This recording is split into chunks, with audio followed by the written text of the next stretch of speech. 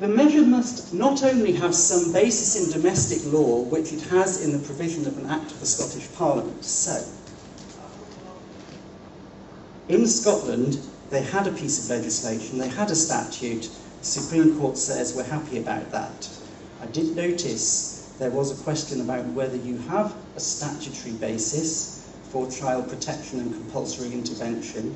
I do suggest if you don't have a statutory basis for child protection and compulsory intervention, you aren't even past the first of these hurdles that says in order to be in accordance with the law, the measure must have some basis in domestic law. However, if you are past the first hurdle, that's not all it means to be lawful. It must also be accessible to the person concerned, foreseeable as to its effects. The requirements of accessibility and foreseeability mean that the rule must be formulated with precision. So it's not enough to have a law. This is no surprise to me, because go back 25 years, I was saying this to the first court that I first did a JR. It's not enough to have a law that says people have got discretion to do what they like. For a law to be lawful, the law has to be accessible, foreseeable, precise, so that you can understand it. Otherwise, it's not a lawful law. It continues. Secondly, it must be sufficiently precise to give legal protection against arbitrariness. In matters concerning fundamental rights, it would be contrary to the rule of law for a legal discretion granted to the executive to be expressed in terms of an unfettered power. The law must indicate the scope of any discretion and the manner of its exercise. Context again. First hurdle. Any compulsory intervention in a child's life has to be lawful. In order to be lawful, there has to be a law. Not only that, the law has to be not arbitrary, precise, concise, predictable, etc. Otherwise it offends the rule of law. Otherwise it offends a very, very fundamental common law principle that we've had in the UK since Henry II, 12th century.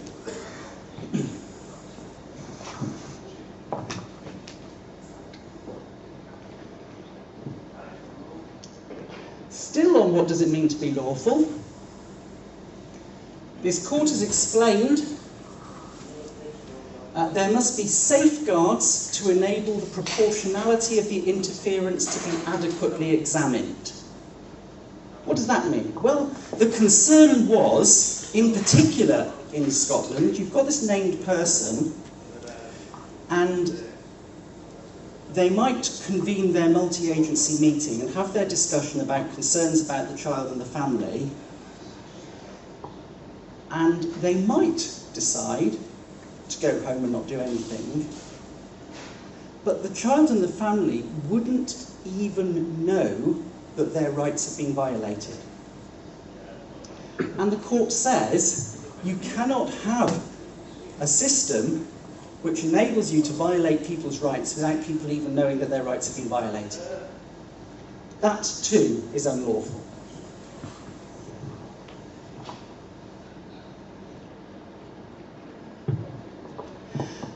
But, on the other hand, at no point have I denied a need to protect children from harm.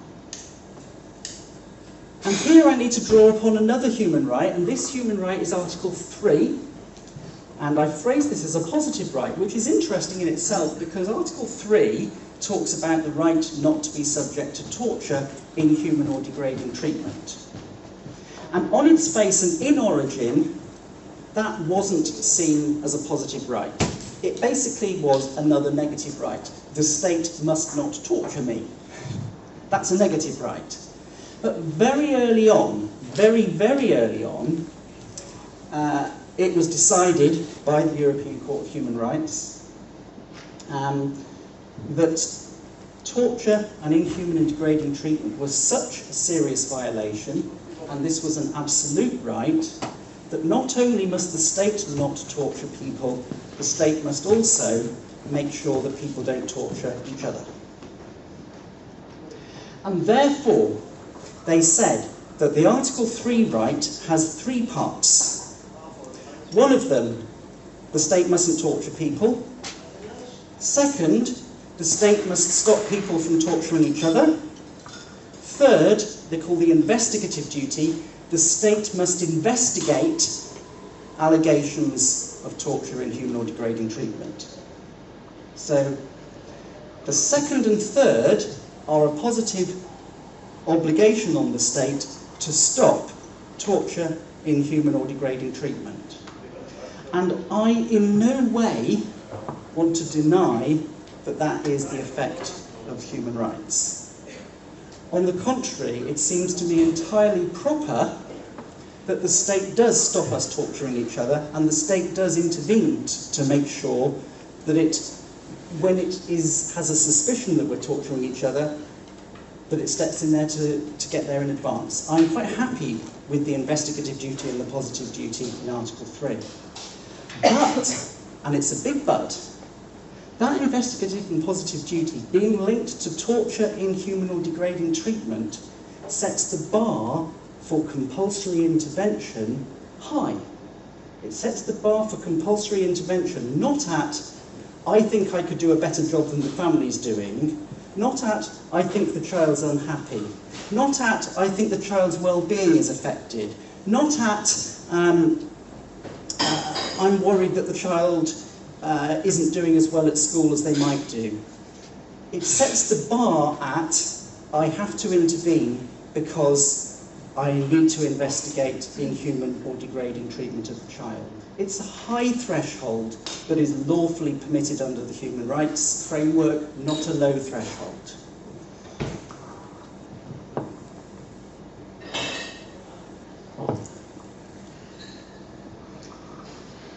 Now, I've mentioned high thresholds, I mentioned low thresholds.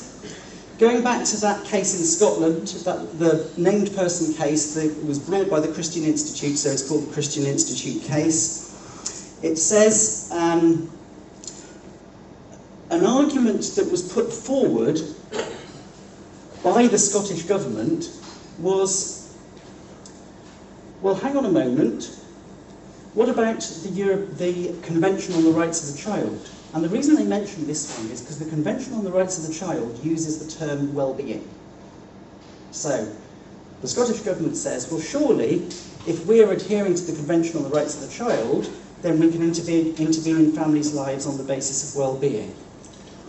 So the Supreme Court specifically addresses that lower threshold idea. And I'm going to show you two things. First of all,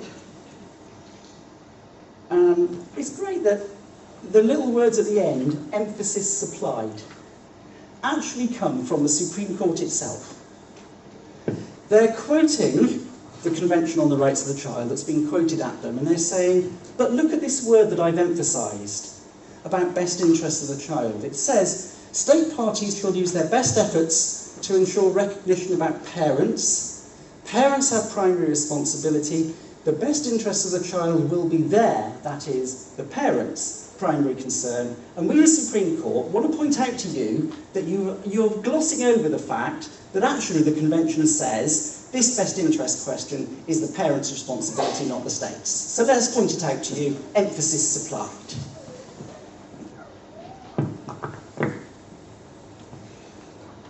And what about well-being?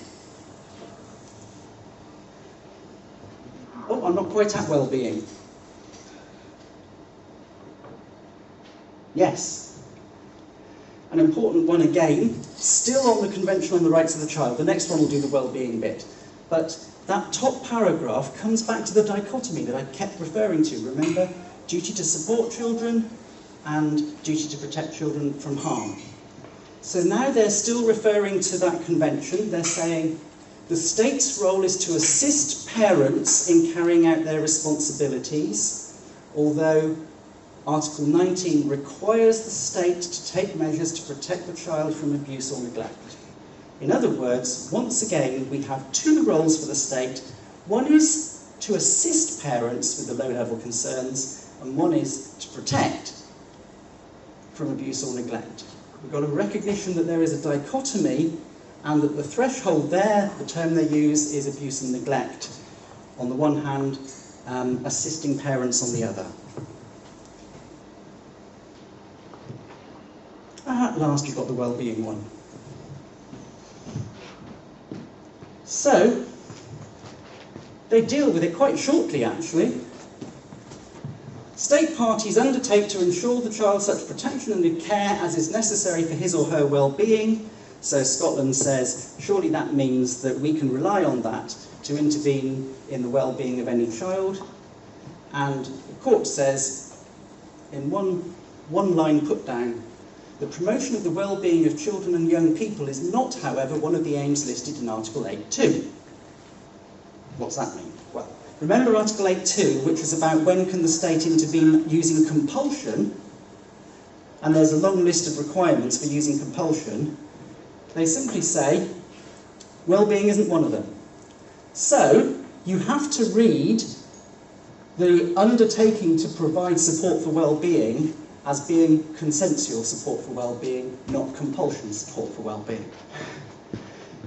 You undertake to do it to families who want it, not to everyone whether they want it or not.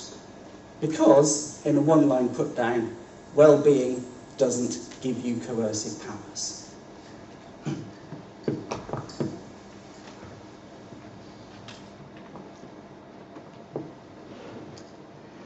So we've got a set of conflicting rights, and we've got a traditional mechanism whereby we have cases where we have the child's rights on one side, the parents' rights on the other. Surely the child's rights trump the parents' rights. The Supreme Court is saying in a beautifully clear judgment, it's not like that at all, because the parents' rights and the child's rights are tied up with each other until or unless you're at the threshold of protecting from inhuman or degrading treatment.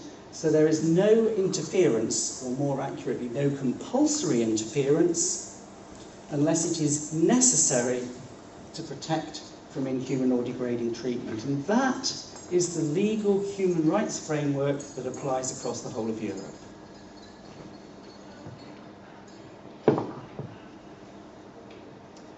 It's also an example of one of those very long-term, slow-burning cases, because it's 2013 that I set this out, and it's 2016 that the Supreme Court finally says it. And in between, the Scottish inner House of Session and outer House of Session both said, we can't see anything wrong with this. And I sit back and say, well, sorry, that must be something to do with the fact that you're up there in Scotland, because once it gets down to London, I think they'll see what's wrong with it, and so it transpired. I'm sorry to say it like that, because it sounds a bit like... But it wasn't. It was human rights law, European law, that was being applied. Very clearly, they were very, very careful to step out of the devolution debate. They were very careful to open their judgment by saying, this is not about devolution issue. We don't buy the argument that devolution stops you doing this. We only buy the argument that European law stops you doing it. It's about 25 past 8. I was going to talk about trapezium care, probably 10 minutes. Is that all right? Yeah. People are okay. Okay. So, this was the conceptual framework that I came up with when I was doing this inquiry. And I want to highlight, it's just a diagram. It's a trapezium-shaped diagram. There's quite a lot that I draw out of it in different contexts. Poor care on the one side, going through to good care on the other side. And it is quite deliberate that the state care line is shorter than the family care line. And it is quite deliberate that the family care line overlaps at both ends. What it is saying is this: the worst family care, it seems to me, remember Victoria Climbié, is worse than the worst state care. On the other hand, the best family care is better than the best that the state can ever do. And therefore, the state's abilities always fall somewhere in between those extremes. And here are some of the legal consequences that you can draw from that.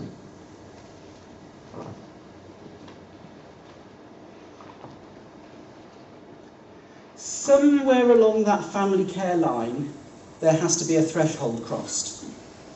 There has to be a point at which you cross from support because they don't have to accept help through to because it is necessary, because of inhuman or degrading treatment, they're going to have to accept help.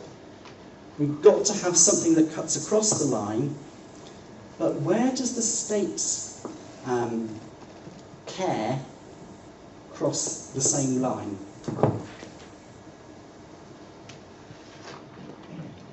I've touched on this already. At the bottom end, the worst care is always, this is the point where we undertake our serious case reviews. This is the point where we have tragedies. This is the Victoria Climbier. This is the baby P. And we do an inquiry and we say it must never happen again. The problem is this. Is there a problem if all our learning comes from the cases at the bottom end where family care was so poor that it was worse than anything that the state manages? And I fear, yes, there is a problem. There are several problems if we do all our learning and we devise all our child protection policies based on learning from that small number of cases where the family care was so appallingly bad that it's worse than the worst state care. But we are very often driven to do all our learning at the bottom end of that spectrum, and none of our learning about, well, what happens in the middle when the state care may be better or may be worse? What happens at the top end when the state hasn't got a chance of competing with the best parents? We don't do any of our learning there. We do all our learning at the bottom end, and it causes a problem for policy being driven by tragedy.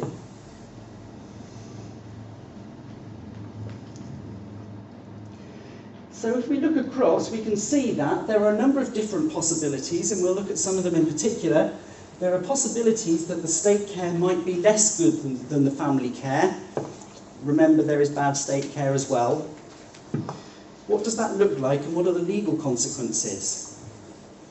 Well, if the threshold is down here, say, I've done a little cross there. One of them represents the state care is better than the family's care. One of them represents the state care is worse than the family's care. And the legal point is this: it doesn't make a heap of a difference. If you're on the right side of the threshold, it makes no difference whether state care is better or worse than family care. It's consent, not compulsion.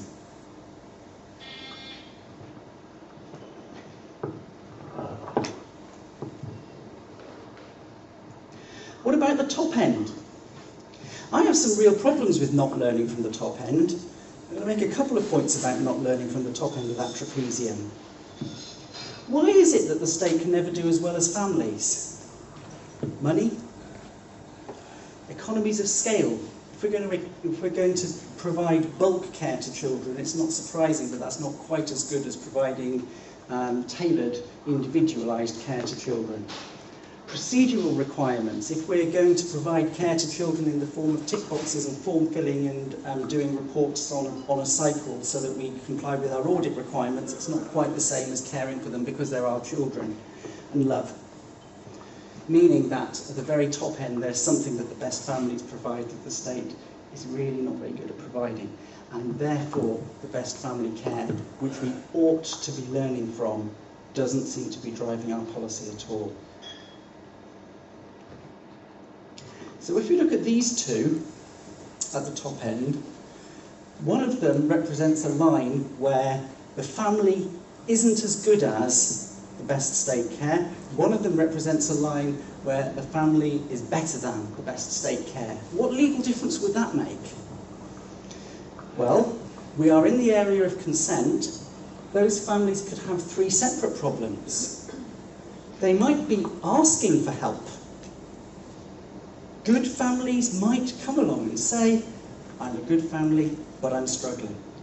I've got children with severe disabilities, I need respite, help me. And saying I can't get it. On the other hand, good families might be saying, I'm sorry, you have nothing to offer to me because I'm already doing a better job than anything that you can do. And thirdly, families might be saying, maybe you could do a better job, but I don't want you anywhere near me, and that's my choice. All of those are lawful possibilities at the top end of the spectrum. So I use the trapezium of care to make people think about two things. What's the relationship between the quality of what the state offers compared to the quality of what the family is offering, and where do both of those fit with a legal threshold? Because the two legal issues that we keep coming up against over and over again are setting the threshold at the wrong level. That is to say, saying that we're going to intervene in well-being concerns rather than inhuman or degrading treatment of the child. And blurring the two, that is to say, we don't really think about whether this is a child protection case or a child in need case, because we've just got one procedure for everyone, because we're just saying every child in need might become a child at risk, and if we monitor them all, we'll spot them all, that kind of thing. Those are the two legal problems, setting the threshold wrong and not actually thinking about the distinction at all. Which means, conversely, that good practice requires addressing those two things.